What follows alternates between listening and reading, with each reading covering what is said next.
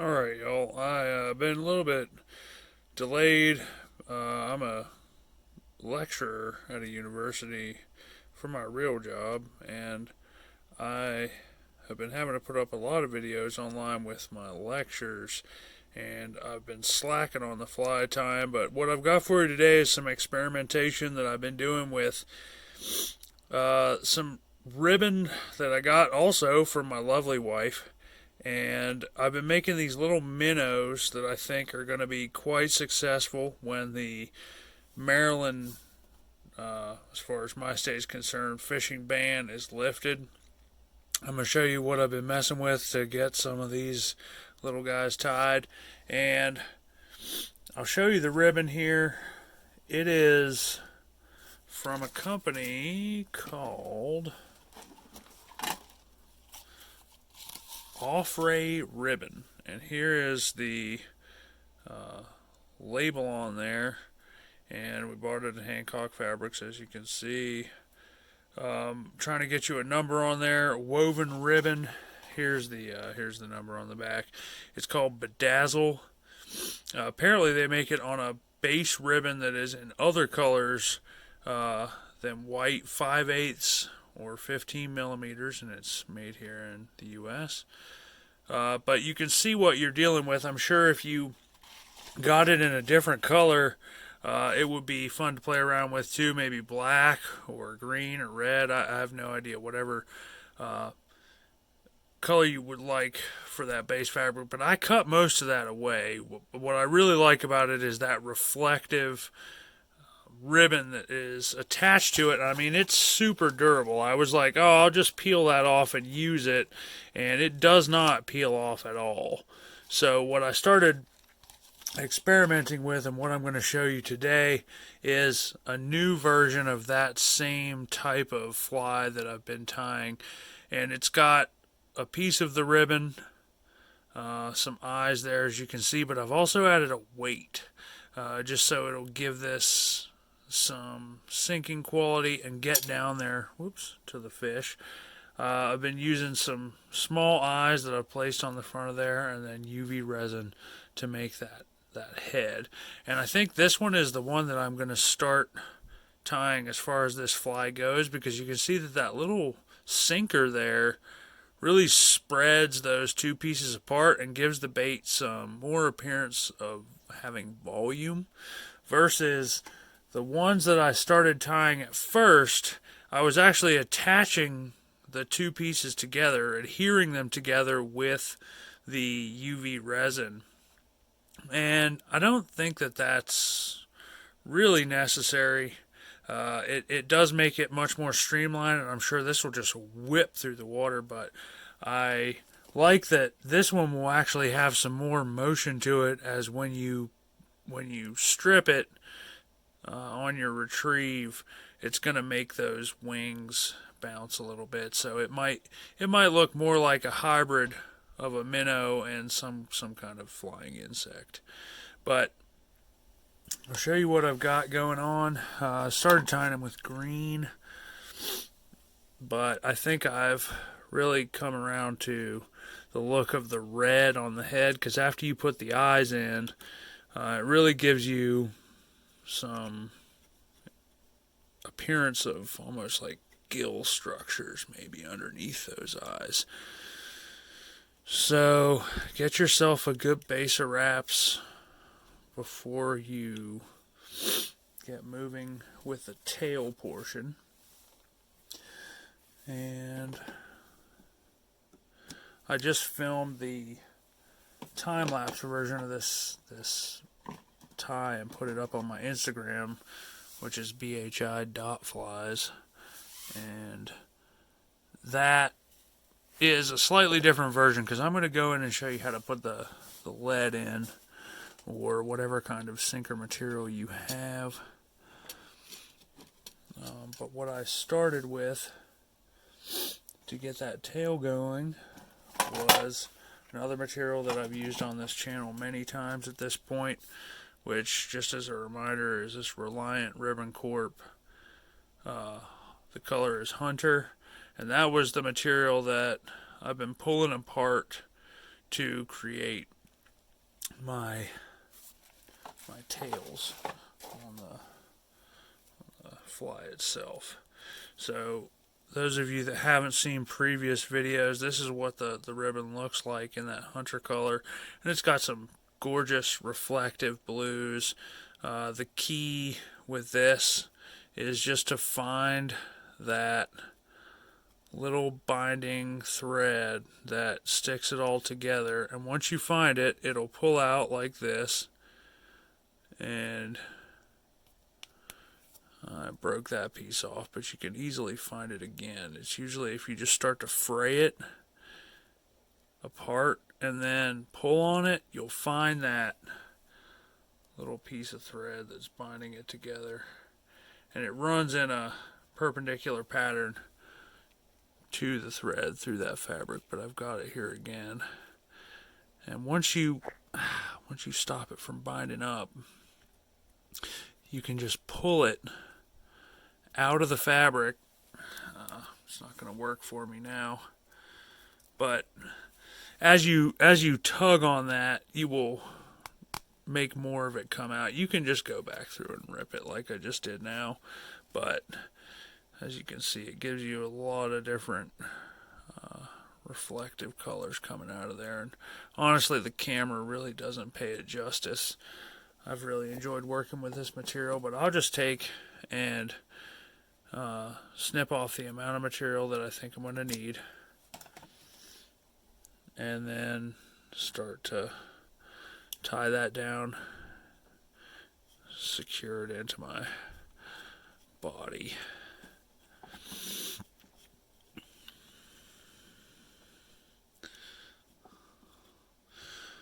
And it really gives some flash there.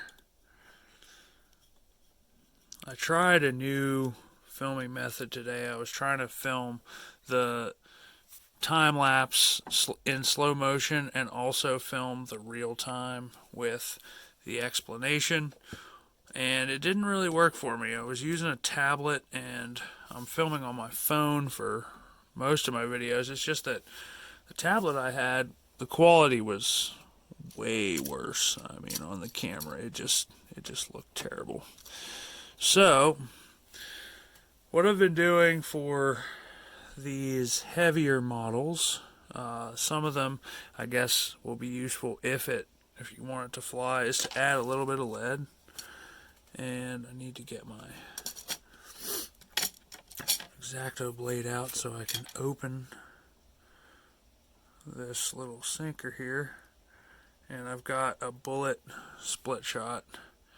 See it there? I'm just trying to spread it open a little bit with my X-Acto blade, and then I'm going to seat it down onto the hook shank itself. So I like to keep an X-Acto handy just for utility here on the bench, because it's really helpful to be able to cut away at any of your UV resin that might have dried in a place that, or cured in a place that you don't want it to. But if you see this, we've got enough of a gap now to get it to sit down onto the hook shank, but it doesn't really want to stay there.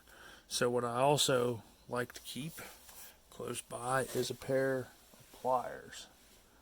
And I've got multiple varieties. It depends on what you're looking for. If you use something that has teeth, then you're going to get some more traction maybe with your thread, but I'm sometimes worried with the metal as far as getting it to a point that it is going to cut the thread as I'm finishing this tie. So what I'll do is kind of brace it down and then start to press it onto the hook shank. And if you just get it to stick a little bit, that'll work perfectly. The lead is soft enough that it will squeeze around the shank of the hook. But I do find that it's helpful if I go back in afterwards and hit it with some resin and just get that cured so that my weight is not going to move. So this is the first round of resin. I have quite a few of those in this tie, but make sure to grab one of your needles, keep something, toothpick or whatever you've got sitting close by so that you can get this situated where you need it to be on the shank of the hook in the thread. So what I'll do is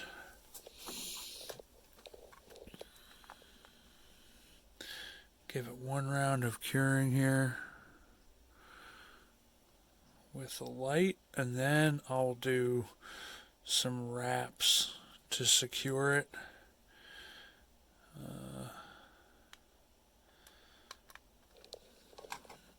Just to make sure that it's not going to move.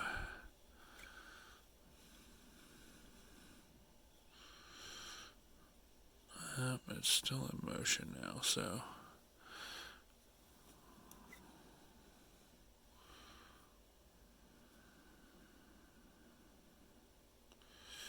see if I can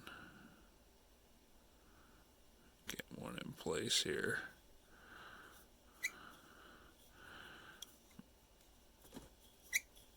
And this will also have to be repeated on the bottom. Yeah.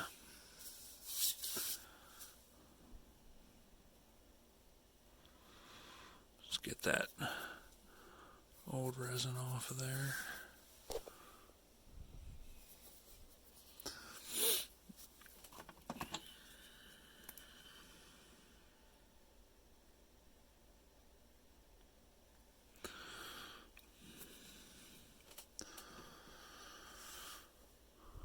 So I found that I really need to keep this stuff in motion and keep the light close by, because I will always find myself in a situation where my resin is dripping off before I get done with the tie,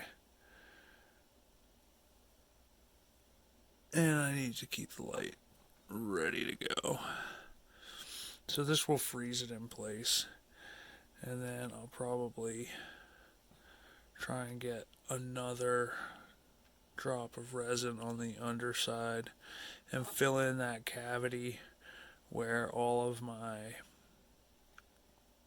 threads are just open. I'll show you in a second on the underside.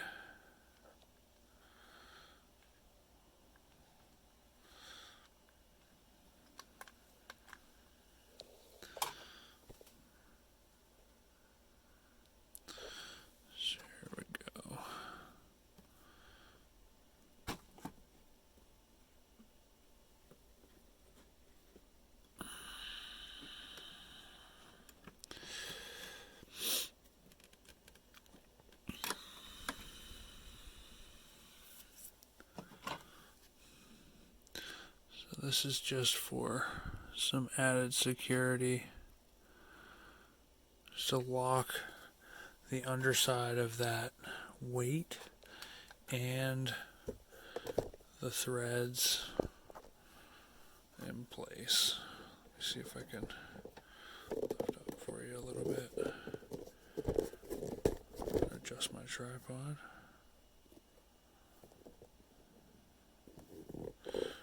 If that's any better.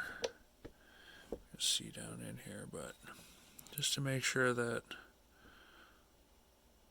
those threads are bound and that the weight is not going to move anywhere.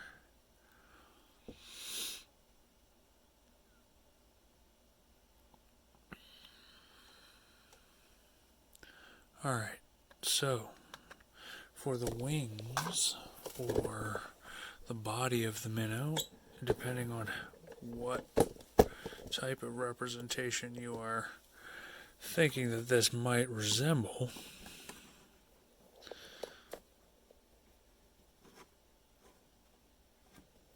oops, let's try to get this secured.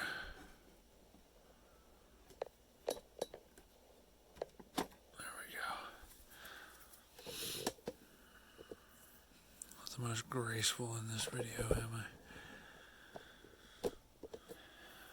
But if anybody wants to sponsor me for a new vise, I will gladly accept. So what we're going for is, again, just like spread wings. It will sit in the water this way, and I need to get those wings cut. So what I do with this ribbon here from Offray Ribbon is take a piece of it and double it.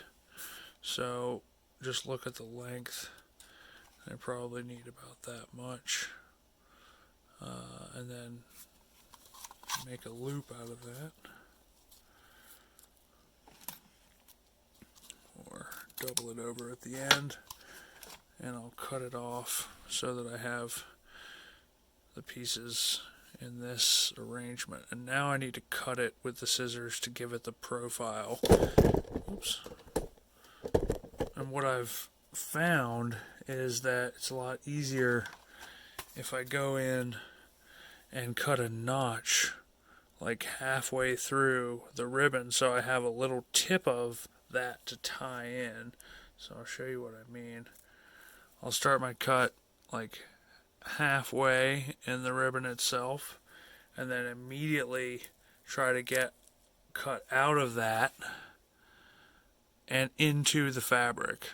So what happens is I end up cutting an ovate shape out of it, like a leaf, and I do include some of the fabric itself because I think it looks nice when it's in the water. So that's one profile. I've cut in half of the ribbon portion and then up into this part of the material, which then you can just peel away. And if you want to save that, that's nice for fly tying later, and I call them junk flies, trash flies, like just in my tray here. I've got a lot of just bits of feather or bits of fabric that I can then go back in and just tie another fly out of it. But it's nice and smooth. You can see it, I'm sure, that does good things for it hydrodynamically. It's like a little brush there on the end.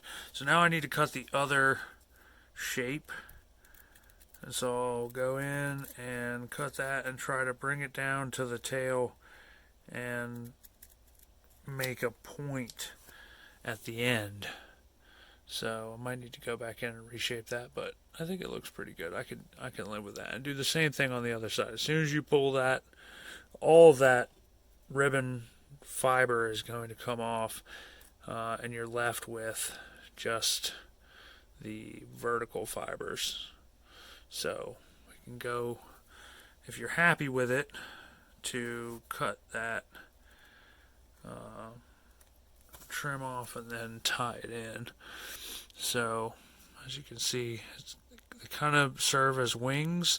If they're together, can serve more of a minnow body, but I mean it looks good to me as far as the motion that it creates.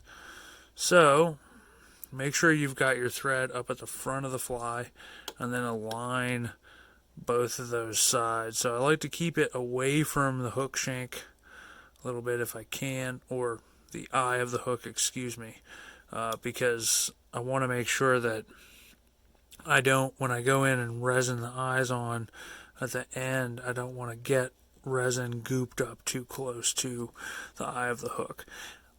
Like I said, if you keep a X-Acto knife close by, it's fine, just because you will end up being able to cut that away, but I like to avoid it if I can altogether, so I don't have to do that cleanup. So I like to get, depending on the size of the eyes that you're going to put on here, get a pretty good amount of the head built up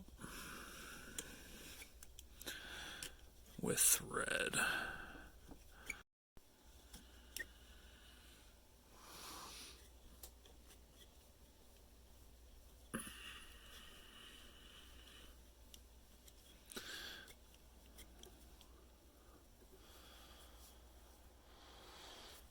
All right. So I'm leaving the body open. You can see the weight there in the middle with those wraps holding it in place. Arguably, I wouldn't have minded the tail ribbon being a little bit longer, but I'm not upset with it. So I'm going to put the eyes on, thinking I might go for the next size up, as most of them that I've been doing in this smaller size. So we'll pop a couple of those bigger eyes on, and I think I'm going to go with green.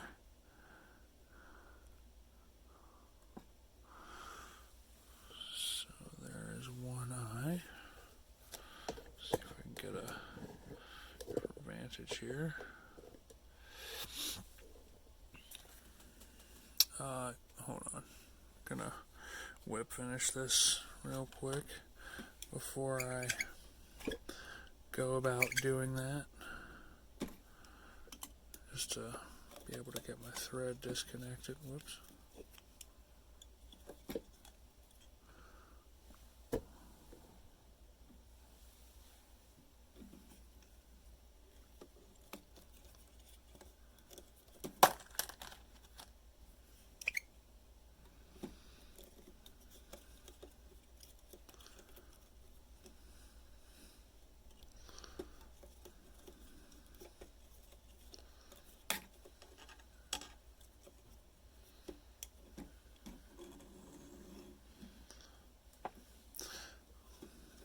Fine, you can just make fun of me all day for my whip finishes in the comments. Strong. And I'm going to snip it off. Okay. Now for placement of the eyes. There's a little bit of adhesive that these eyeballs that I got on the sheet have on them, and it's just enough to stick it to the thread itself. And then you can go back in with your resin and be able to secure those in place. So once I've got them where I need them to be, I'll go back in with my resin.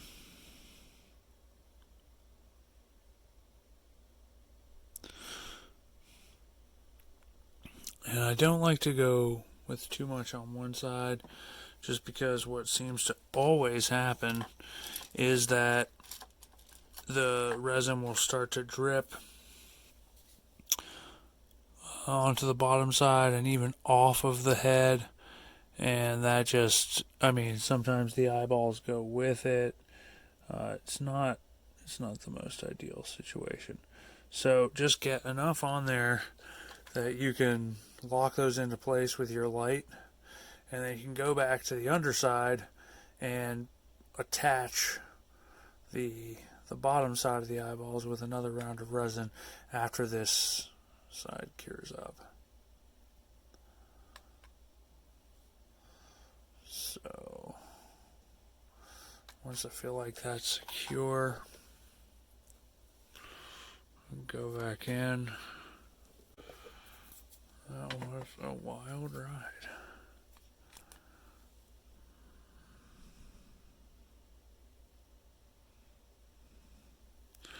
Honestly, just need to get a better vise. And I think that would really help me out, because when I'm working with this vise, I'm not able to spin the bait. As far as its roll, it really makes it difficult. But it does inform you about how cured your resin is. If it's not cured, it sticks all over your fingers, and then you kind of get angry at yourself. So once we get this side cured, we are